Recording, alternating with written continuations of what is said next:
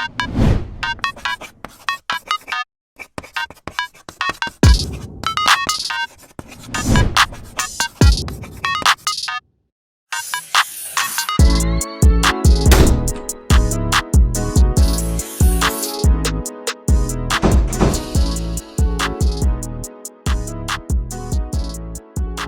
welcome everyone to season 2 of the Teacher Surgery, where we have real and relatable conversation that is informed and shaped by parents and young people and teachers like yourself. And even if you're not one of those people, you can still join our tribe. Welcome.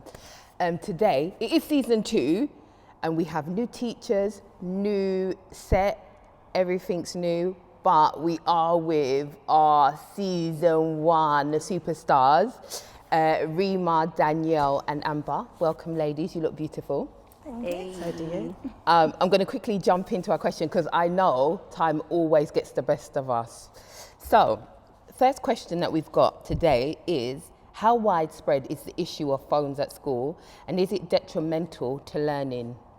I'm going to go to Danielle on this question. Okay, for me, coming from an FE background, I encourage phones in learning.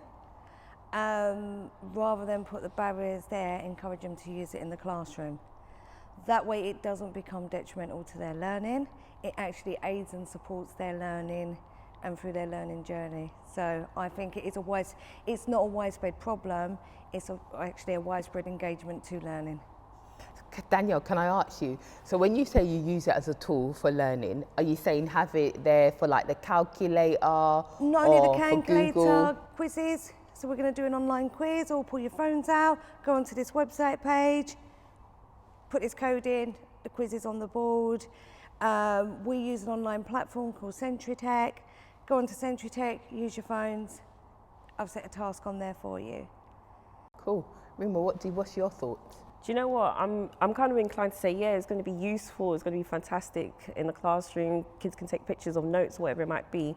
But I think coming from both an FE background as well as working in a secondary school, I can see why secondary schools are against having phones in the classroom.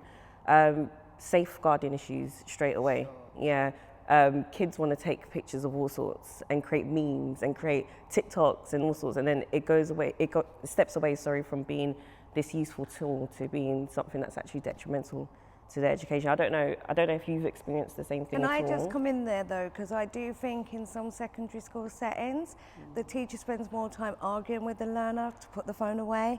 Give me your phone, put the phone in the box, it's going to the office, your parents got to come and collect it. That takes it away from the learning. I think what you're saying there it's true, it does happen, but at the same time, if we all follow the same pattern and we all follow the same rules from the start, then we won't have that issue of saying to a child, put your phone away, you shouldn't have it out. I know many schools that have a no phone policy, and if a child is seen with their phone out in school, it's confiscated. The parents have to come in and pick it up. And I think it irritates the child, but it also teaches them that you shouldn't have it out in the first place, because right now, a big thing that we have is mental health, and the children are feeling uncomfortable and unsafe to walk into a building to learn. That's not fair. We want to make it a place where everyone feels safe. Most importantly, staff. You know, children are filming staff nowadays, and it's becoming a thing where you can't even do your job properly. No, my sister Yeah. is a teacher in a primary school, and she said the children took pictures of them and made them into memes on TikTok. Yep, And that's the thing. That's the she thing. was so outraged, Right. like in primary school, and they had made like memes of her on all the teachers, and the parents were like, oh, well, yeah, our son doesn't have like social medias. Yes, he does. And I'm on his TikTok page. I They've think taken though it's one of pictures. those, if you bring it into the learning, it encourages them to use it in the right way. I mean, Sure. I have been that parent that's had to go to the school and collect the phone, and you have to get there before the office shuts. It doesn't teach the kid not to use the phone again, because I've done it 3 times. And So it's more punishing the parent then, who's got to try and leave work early to go and get the phone, than the child. As a parent, I'm not going to collect the phone back. The school can keep the phone. They can actually keep the phone because my you son weren't should know supposed to better. use it. Yeah, Okay. those are the rules. I think as well though, with that being said, you know, we're all parents here as well. It's about communicating with the parents and finding a middle ground, you know. Oh, the parent has come 3 times. What can we do? Have we called the parent in for a meeting? Are we sitting down? Are we talking to that child? Are we explaining, you know, the frustration that it's causing for the parent as well, having to come and do it? Does the child fully understand, you know, why this is detrimental? You know, I think if we're not having those conversations, it's just take the phone, or we're not explaining what the consequences are or what can happen in a negative way and talking about real life experiences, how do we expect a child to understand? Can I ask you something, Danielle, as well? Because you said, like, in a FE background, like in a college setting, they're using it to use it for learning, and you know the world outside, we're getting more technologically advanced as well. We're using different forms of platforms to have virtual meetings, things that we didn't know 2 years ago. How do you manage that from getting kids to use, the young people to use their phones for learning? Because I know, working from home, you pick up your phone and you go, yeah, I'm just going to quickly scroll through Instagram, 2 minutes, I just need to check something. An hour later, you're still there scrolling, and you're like... Because it's the way you do it, and it's the fast pace you move it. Right, come on guys, it's on the board. Who's on? The name's coming up. You're on. What are you doing? Come on, are we on? And the way you move it fastly is the way they move with you. I mean, it helps in other ways as well. I taught a class before that come from a PRU unit. They was all ex-PRU units, but in FE setting. And they were disengaged in learning, and they definitely didn't want to learn maths. But do 10 questions. Right, you've looked at Snapchat, you've been on it 3 seconds, boom, boom, boom, off, back to your questions. I think we also have to remember maturity goes a long way. So if we're talking about a secondary school with, I don't know, year 7 kids, so 11 and 12-year-olds versus college age kids, so 17, 18, 19, it's a different thing altogether. So there's going to be room for distractions in both settings, but I think it's easier to get, you know, your maturer class in check than it is to get, I don't know, a kid in year 9 who's just hell-bent on going against all the rules. I think it goes back to what Amber said, though, it's consistency. I was going to say, with that as well, 2 questions. How many students are in a classroom in FE?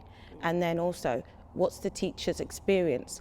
Do they have behaviour management skills? Are they able to challenge a child? Are they able to, because even if you say, oh yeah, you make it quick, fast pace, there's always going to be that one child somewhere that's going to challenge you.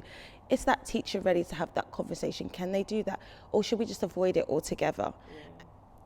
I think though when you avoid it, they've still got that one child pulling their phone out under the desk, waiting for the teachers then still challenging the behaviour, but in a different way. But with that as well, it's the case of it's not meant to be, it's not allowed. This is our policy. So it's easy to have that conversation rather than saying, oh, you can have it out and then one person's on Instagram and the other person's actually doing the work. It's like, why are you not doing the work? You're on Instagram. But if there was no phone policy, it's just, why have you got the phone out? But then I've ever experienced it where they've only had it out when I've said, right, we're now doing a quiz, so now we're going to come on our phones, we're going to do. So it's directed, we're now going to use our phones, not you're supposed to be doing your work. Because you've set the boundaries really well in your classroom. And if you set the boundaries from the beginning, it seems to be followed. Like the example of one of the times I had to go and collect the phone, one teacher would let my son take pictures. So he had the notes there. He'd done it in another class, the phone instantly got taken away, no warning, instantly taken away, put into the office. That definitely now goes to in me line that with what goes Amber's down saying. to you're giving somebody mixed messages, when can I not use my phone? Yeah, definitely. I think it's down to the school, definitely, policies that are in place. I work in a really, really difficult school, but the one thing that I never ever have to worry about is a kid pulling out their phone, because it's just not allowed. As soon as I hear a phone go off, I'm like, oh, that sounds like a really good expensive phone, give it here. And I have it, and that's it. There's no argument about it, because that's the school's policy. They know that their parents are going to get onto them because of it and everything of that nature. So I don't know. I think it is definitely down to the school and their policy, and making sure that all teachers are sticking to that policy. If you have one teacher just like, oh, you're all right, you can use the phone in my class, it kind of spoils it for everyone else. Would you think, take away school policies and think of homework setting, my maths and all the things you do, that a mobile phone can support learning? I mean, at home, yeah, definitely. Anywhere, but I'm Do saying it. in general, as a tool, a mobile phone can support learning. 100%, but I think in the classroom, it's detrimental. I think at home, using it, my son has his phone with him all the time. That's how he checks his homework. I don't know how or why he would do it that way. The laptop's there, but he wants to use his phone, and that's fine. Do that at home, but it doesn't in any way, shape, or form impact his learning at school in a positive way. Some parents, funny enough, will even say to me when I say, you know, a member of staff has brought their phone to me, I'm their head of year, I've had to confiscate it. When's convenient for you to come in? It's not convenient. Keep the phone to the weekend. They need a break from the phone anyway. Yeah. That's what I get. I'm with that Not parent. with that parent. I know the hassle it causes. And they're happy. They even feel like, thank you. You've actually helped me separate the phone from my child because they're on it too much and I don't know what they're doing. That's actually really true Yeah. because I'm thinking of my kids. Yeah. So I'm thinking of my year 7 kid at school, and I kid you not, he's falling asleep constantly in the classroom. Every time I'm literally tapping the table. What's the problem? Are you not sleeping enough? What did you do yesterday night? Nothing, miss. You on the PlayStation, weren't you? No, miss. You on your phone. And the phone is a little like, device literally. they can under the bed and watching shows. Yes. I remember yes. being very young and my grandma coming up the stairs and saying, give me the phone. I said, no, please, please. And she said, I want the phone now. I said, I promise I'll come off of it. But it was one of those things. You were she wasn't in lying. my room, Yeah, she wasn't. so she couldn't take the phone. But had it been a laptop or something, it's around everybody else. It's too big. You can't hide it. Thank you, ladies. I think what we've learned is maybe it's about boundaries and making sure that actually it's in the right setting, and actually if there's proper guidance around phone usage, and actually if it's like no phones or you can have phones and use them. I use it for work as well, especially I've done like a presentation or I've done like flip chart work and I just want to use it, take pictures and remind myself, oh, this is what I wrote, yeah, this is the actions. So thank you. You lot know what time it is now because you've been here before. Yes. Question 2. So I'm going to ask someone to select a question, whoever's feeling brave enough. I'm going to pick it. Because this pink one, it always sticks out to me. Okay. How is education changing in school? How's it changing? Is it changing for the better or for the worse? Let's be controversial. Tell me something. It's changing for the better because the focus isn't achievement now, it's outcomes.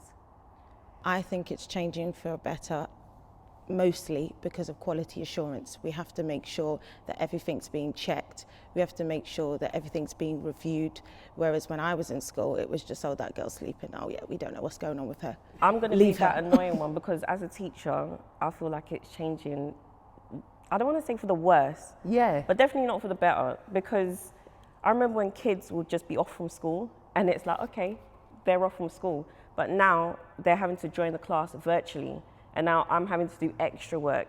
I need to save the PowerPoint over here so that they can access it at their own speed. But at the same time, I need to make sure that they're involved in the class and I'm setting up the classroom in a way so that they can hear everything that's going on. And I also have to mind my manners in the classroom because I don't know if their parents are listening in the background. It's about you then, isn't it? It is about me. It is. I'm being selfish. As a teacher, I'm like, no, can we take it back to the way it was a couple of years ago? I bet Reem was one of those teachers, you know the teachers that like parents' evening when you go, why is she pretending that she's nice for when she was in the classroom? I'm going to hold up my hands. Yes, that's me. I close my classroom door. I'm like, all right, you lot.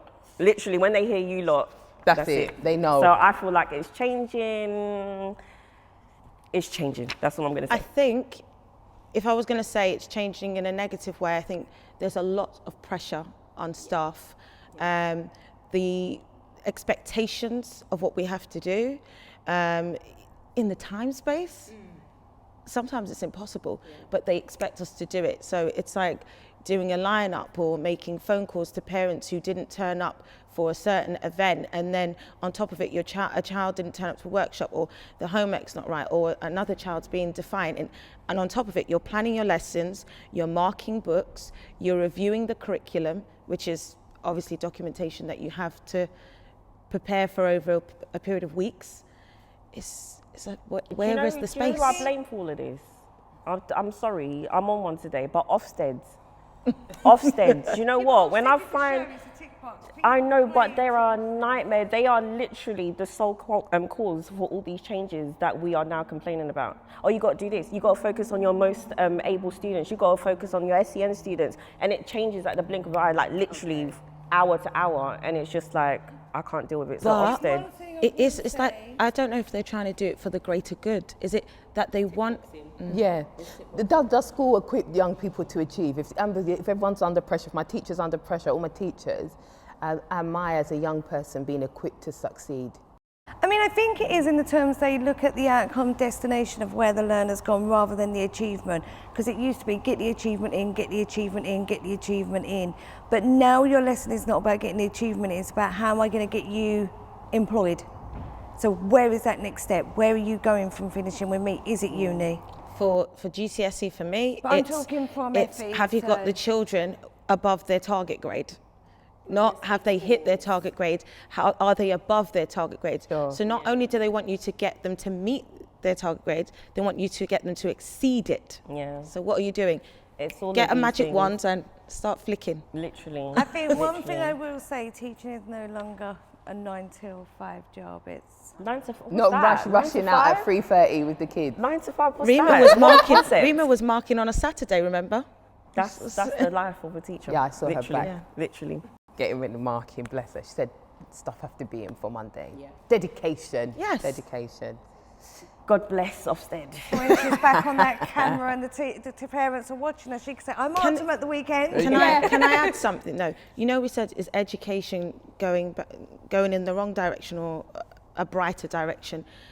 I think what's happening as well, we're expected to do a lot, and the students are not as appreciative as what they used to be. I feel like now you give them resources, they say thank you, and then they just put it on the side. You don't even get a thank you, actually. Okay, yeah, you don't get the thank you. don't That's get true. the That's where thank helps you. if it's on their phone, they've always got it. It's a thankless job being a teacher. Yeah. Yeah. Yes. What are we doing again? Why are we teachers again? Because it's a vocation. It's when from you the get that heart. one letter though, where a child sends you that message. Yes, or that you just the thank you cards. wipe your tear and say, "That's why I'm here today." You keep going. Bless you all. Bless you for doing God's work. God's work. Ladies, thank you as always. Interesting conversation. I know we're going to have lots of comments, and I'm sure you'll respond to them all. I'd hope any of Rima's, like her young people's parents are not at the bottom. Is that your teacher? No, it's not your teacher. It's not your teacher. I am not her. She is not Not me. me. That's it. Not today, not on Saturday. Not on a Saturday. Exactly. For you. Yeah. Guys, thank you for watching another episode of The Teacher Surgery. You can like, subscribe, follow, share, tell a friend, do whatever you do, but just tell someone about it. And we'll look forward to seeing you next week. So, bye.